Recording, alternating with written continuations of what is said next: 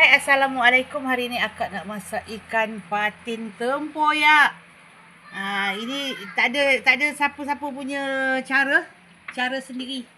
Kalau tak ada lah orang Pahang ke, orang Perak ke, orang Terengganu ke. Tak ada. Ni kita buat cara kita sendiri. Bahan-bahan yang kita bubur, kunyit, cili api, bunga kantan, serai, bawang, halia, lengkuas, tempoyak, ikan patin. Itu saja bahan-bahan yang ada. Jadi kita nak rasa yang lain sikit daripada yang biasa. Okey, jom kita buat. Pertama sekali, masukkan serai. Kemudian kita masukkan halia dan lengkuas. Ini kita potong-potong je tau. Kunyit dengan bawang kita blender. Ini kunyit dengan bawang. Blender ya. Sini kalau sini ada.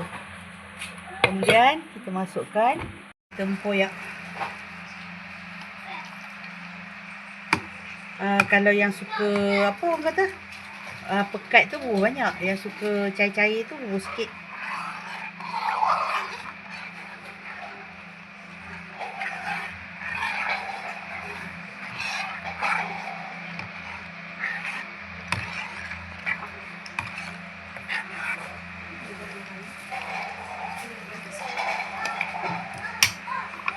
Bunga kantan. Kemudian kita masukkan ikan patin.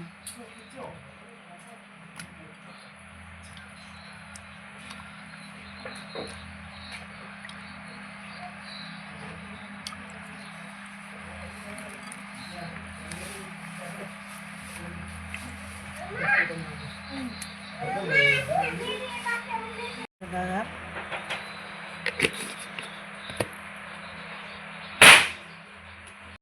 Jadi kita masukkan gula sikit.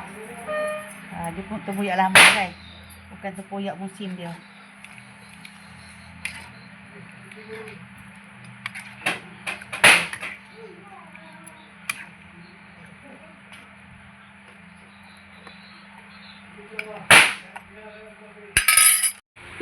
Okey, kita masukkan juga daun kesum.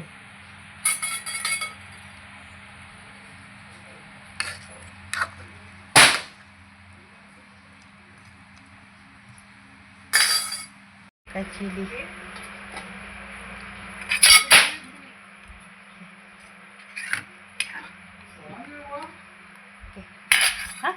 Okey, tempoyak patin kita telah pun siap.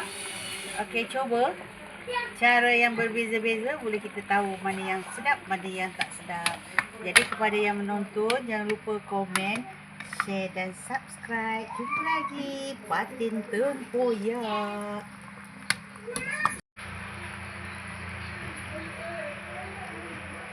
Lembik dah.